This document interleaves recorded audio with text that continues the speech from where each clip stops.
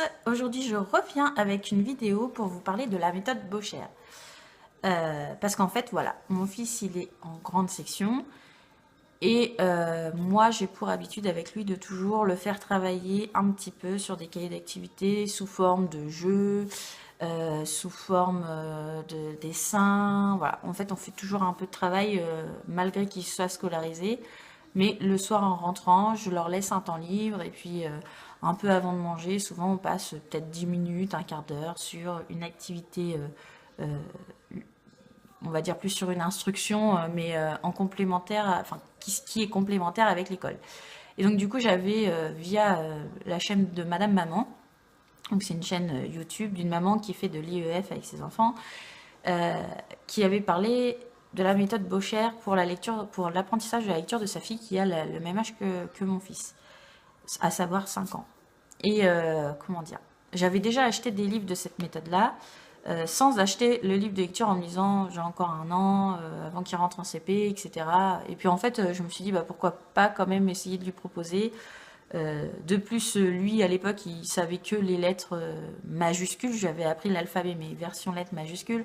Donc, du coup, ce qui faisait que quand il voyait un texte en lettres minuscules, il ne savait pas du tout reconnaître les lettres. Et donc, avec cette version-là, c'est vrai qu'on peut facilement, du coup, lui apprendre en même temps les lettres minuscules et les lettres en version script. Donc, du coup, je me suis dit, bah, je vais compléter ma collection de livres de cette méthode-là avec le livre de lecture. Et puis en fait, je me suis rendu compte que bah, tout coulait ensemble, quoi. C'est vraiment, j'ai complété le puzzle et du coup maintenant il reste vraiment que à partager un moment avec mon fils pour essayer de lui apprendre la lecture et par la suite l'écriture, les calculs, etc. Alors après, je sais qu'il y en a qui se disent, bah faut lui laisser le temps, il est comme en grande section, etc. Après, je pense que on peut toujours essayer d'apporter un apprentissage en plus pour lui donner aussi envie d'apprendre à l'école et puis aussi pour lui faire une ouverture d'esprit en fait, pour qu'il ait envie de découvrir un peu plus ce monde. Voilà, nous on fait pas mal de balades, on sort quand même pas mal, je fais pas mal d'activités avec eux, que ce soit manuel ou autre. Et du coup, je pense quand même que c'est bien de leur ouvrir un peu l'esprit sans attendre que ce soit forcément l'école qui le fasse. Donc du coup, je vais vous montrer un petit peu ce que j'ai en vous expliquant où est-ce que je les ai achetés parce que sur la méthode Bocher, j'ai eu, on va dire, plus des trois quarts de mes livres qui sont enfin, je les ai achetés en fait sur le site vente privée à des prix battant toute concurrence. Donc je vais vous parler de tout ça et je vais donc commencer par le livre de lecture. Donc moi, j'utilise donc le livre de la méthode Bocher que vous avez déjà dû voir enfin voilà, quand vous allez à la Fnac, à Cultura, même chez Carrefour, etc. Ils le sortent toujours, donc vous avez forcément dû le voir quelque part, voire même peut-être même vous avez peut-être appris à lire avec.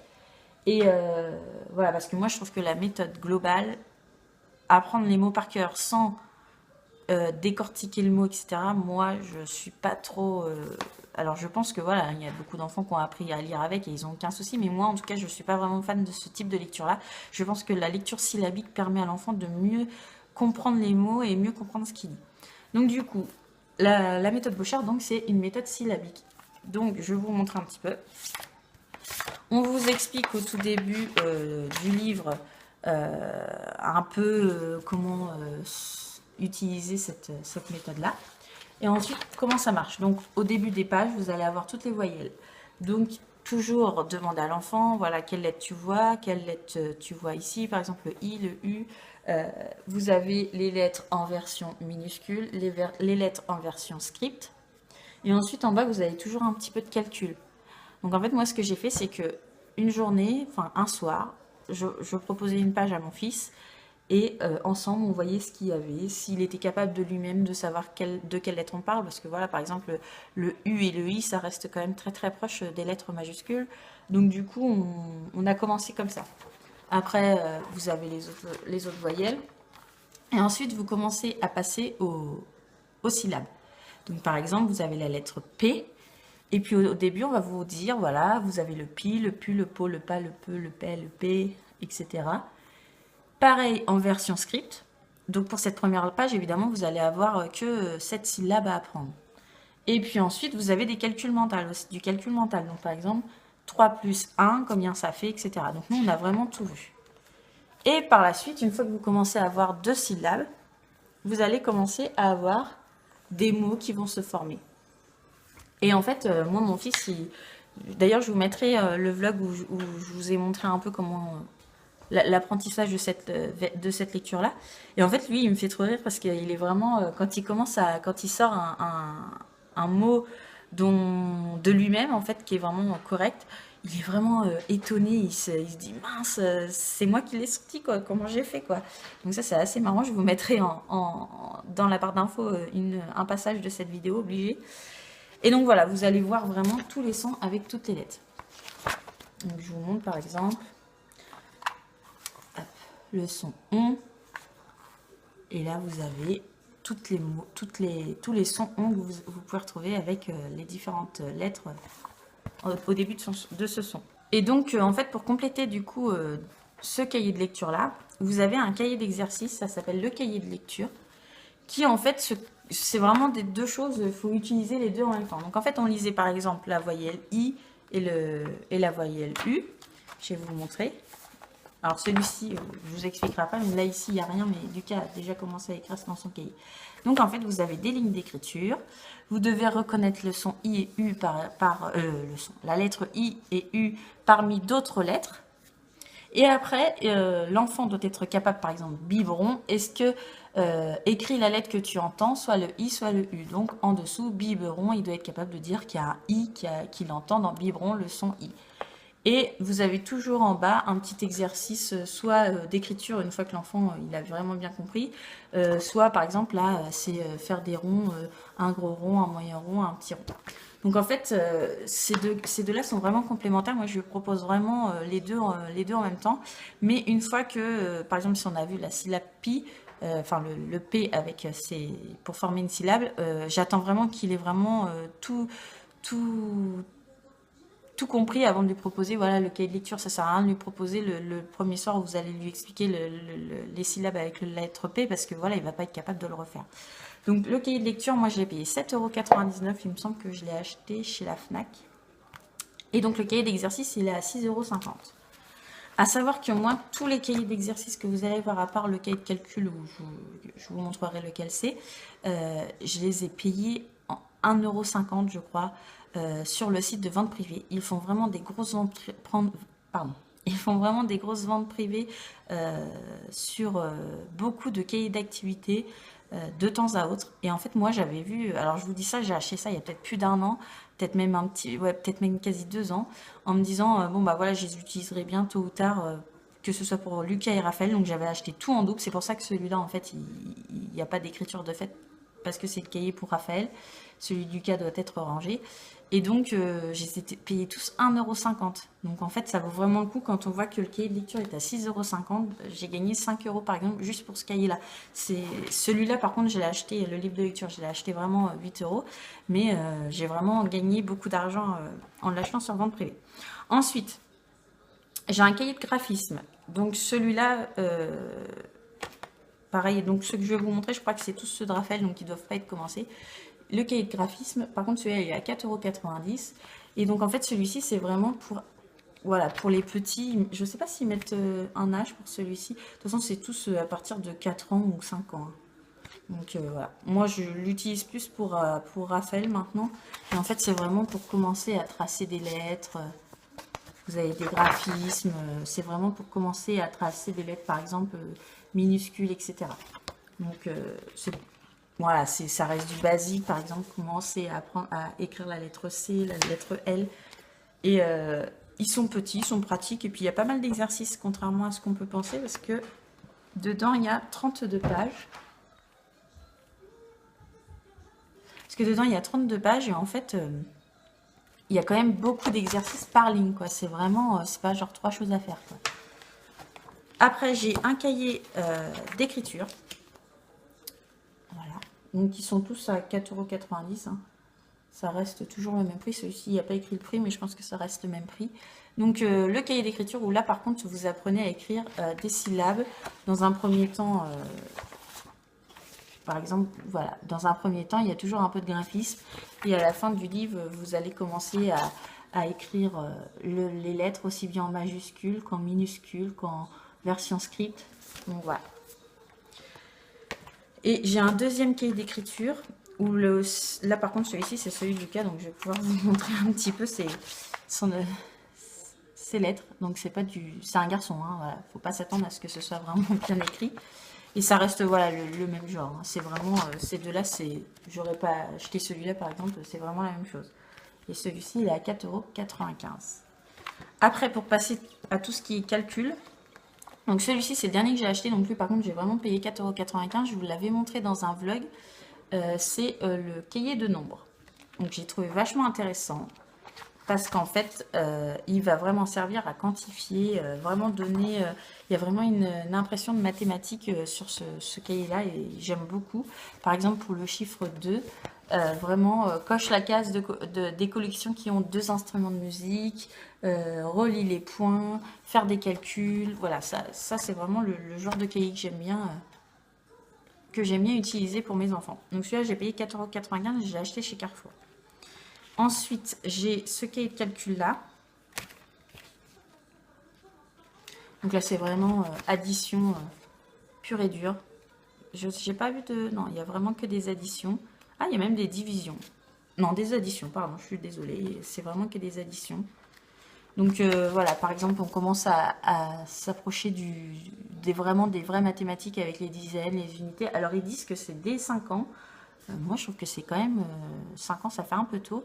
Et moi, j'avais envie d'acheter, je ne sais pas si vous connaissez dans la méthode Montessori, on utilise beaucoup alors je vais utiliser un terme qui ne doit pas du tout être le terme à utiliser, mais des petites perles pour faire des dizaines avec...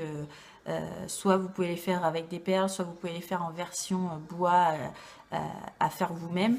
Et je pense que ça, je vais l'utiliser pour mes enfants. Il va falloir que je m'y penche dessus, peut-être même le faire avec eux, pourquoi pas, pour faire une activité manuelle en même temps. Et je trouve que c'est plutôt sympa pour apprendre à calculer. Mais dans un premier temps, je vais acheter un boulier parce que je trouve que ça, c'est vraiment primordial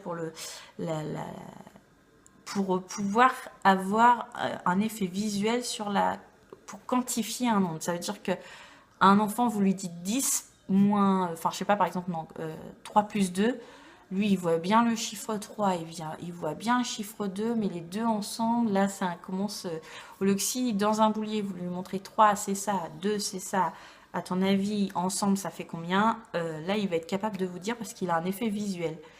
Et moi, c'est vrai que je lui dis, bah, compte sur tes mains, 1, 2, 3, plus 2, donc là, ça va être compliqué. Des fois, il me répond un peu n'importe quoi.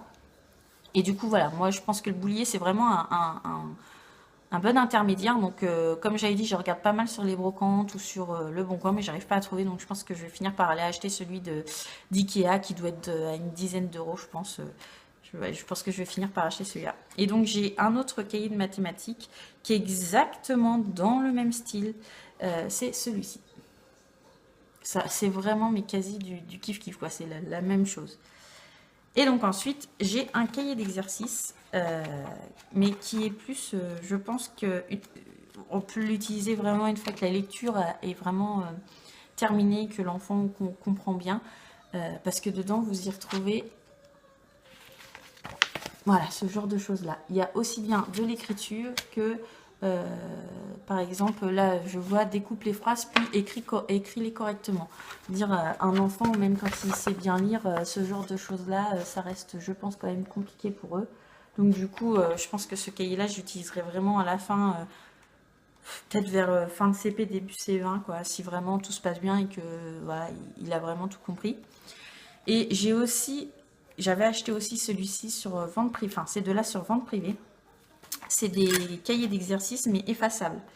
Donc ça c'est vraiment celui-là c'est vraiment quelque chose que je peux proposer à Raphaël. Donc c'est dès 4 ans mais bon ça reste du graphisme. C'est vous savez avec les feutres indélébiles là. Et du coup voilà il doit retracer dessus. Et puis bon ce qui est bien c'est qu'il efface, il peut recommencer plein de fois. C'est vraiment intéressant. Et l'autre par contre c'est vraiment plus pour Lucas, c'est pour les lettres majuscules. Donc, je vous montre. Vous avez le petit feutre qui est là. Voilà. C'est ce genre de choses-là qui est proposé à l'enfant. Donc ça, c'est pareil. Ces trucs-là, ils coûtent 6,90 €. Ouais. Et moi, ceux-là, je ne m'en rappelle plus, mais j'ai dû payer ça 2 ou 3 €. J'ai jamais payé le plein tarif. Donc moi, c'est vrai que j'arrive toujours à trouver des bons plans. Après, je passe beaucoup de temps quand même à chercher, à me renseigner sur Internet, à regarder les prix, à comparer. Euh, je, vente privée, c'est mon ami, entre guillemets. Hein, dès qu'il y a une vente privée, livre, activité manuelle ou quoi que ce soit, je regarde toujours ce qu'il y a dedans parce que je pense qu'on peut toujours trouver des très très bonnes affaires à faire pour nos enfants. Et puis voilà, hein, moi pour l'instant, au niveau de la lecture, je suis vraiment très très contente. Juste pour voir un peu où on en est, on a vu bon, les voyelles, c'est bon ici. On a vu les syllabes commençant par la lettre P, la lettre T, la lettre R, la lettre N, la lettre M. Et là, on va commencer la lettre L. Donc moi, j'y vais vraiment doucement. Si je vois que en une journée, sachant que il va rester concentré sur la lecture à peu près 10-15 minutes. Donc, je ne force pas plus. Si je vois que moi, qui commence à s'énerver, ou que moi, je commence à m'énerver parce qu'il n'arrive pas à comprendre, parce que des fois, c'est un peu ça aussi, hein, faut pas se leurrer, il nous énerve parce que pour nous, c'est tellement simple que on comprend pas pourquoi ils n'y arrivent pas. Et du coup, je préfère passer 10-15 minutes, quitte à, par exemple, si c'est le week-end, faire ça le matin et revenir le soir que de m'énerver sur lui et du coup le braquer. Et en fait, au début, ça se passait un peu comme ça. J'avais pas trop compris comment le manier, entre guillemets. Et du coup, il s'est vachement braqué, il s'était vachement braqué sur la lecture. Ce livre de lecture-là, j'ai dû l'acheter vers mai-juin et on l'a utilisé peut-être 4-5 fois au début et il s'est trop braqué, il voulait plus du tout en entendre parler. Dès que je sortais le cahier, limite, il se mettait à pleurer. Et en fait, à la fin des vacances, vers fin août, je lui ai dit, bah écoute, on peut ressortir ça. Maintenant, tu vas être dans une classe de grande section CP. Peut-être que tu aurais envie de faire comme tes copains qui vont rentrer en CP, de commencer à lire. Et puis en fait, on a tourné ça plus en version jeu. Je lui ai acheté un livre qui lui a donné aussi envie de s'y mettre. Et du coup, maintenant, c'est vrai que je reste 10-15 minutes dessus, quitte à rester 3 soirs de suite sur la même page. Et puis lui, quand il se sent bien aussi, qu'il a bien compris, et ben, on passe à la page suivante. Puis on n'hésite pas à revenir si des fois, par exemple, le son, les syllabes avec la lettre T, je sais pas pourquoi, c'est ce qu'il a le plus de mal. Donc j'hésite pas de temps en temps à y retourner pour lui, voilà, essayer de lui redonner envie d'apprendre cette syllabe-là et puis qu'il comprenne aussi bien comment la prononcer, etc. Et puis, j'hésite pas non plus par exemple, si c'était, je sais pas ce que je pourrais vous dire, si dans le mot, il y a 3 syllabes et sur une des 3 syllabes, il n'arrive pas, je n'hésite pas à lui dire, par exemple, c'est un R et un A. Voilà, je l'aide toujours. Je laisse pas comme ça, maintenant un R, un A. Non, j'essaie toujours de lui montrer quel est le son de cette lettre-là. Puis en fait, ça va plutôt bien, hein, et vraiment, il est très marrant parce qu'il rigole vraiment quand il comprend ce qu'il lit, donc il me fait vraiment rire. Et puis aussi le fait qu'il soit en CP, là par exemple cette semaine c'était la première semaine d'école, à l'heure où je filme la vidéo. Et c'est vrai que un soir il est venu, il me dit mais maman, moi aussi j'ai envie de lire, pourquoi je lis pas en même temps que ceux qui sont dans ma classe, et puis qu'est-ce qu'on fait une fois qu'on sait lire. Voilà, il a posé pas mal de questions et j'ai vu qu'il y avait eu un vrai intérêt pour lui de commencer à lire, quoi. Et je pense que vraiment qu'à partir du moment où un enfant commence à lire, c'est à partir de ce moment-là où il a envie d'apprendre. Parce qu'une fois qu'on lit, on peut lui donner n'importe quel livre, même regarder la télé avec lui, il va pouvoir enfin lire des choses alors qu'avant, il les voyait même pas, quoi. Donc voilà, j'espère que je vous aurai donné envie d'utiliser cette méthode-là. Si jamais vous l'utilisez déjà, n'hésitez pas à me mettre en commentaire votre avis. Et puis, de toute façon, pareil, je fais un article détaillé sur mon blog de ce que je possède, ce que j'en pense, où est-ce que vous pouvez les trouver. Donc, je vous mettrai tout ça en barre d'infos. Et puis, je vous dis à bientôt pour une prochaine vidéo. Bye bye!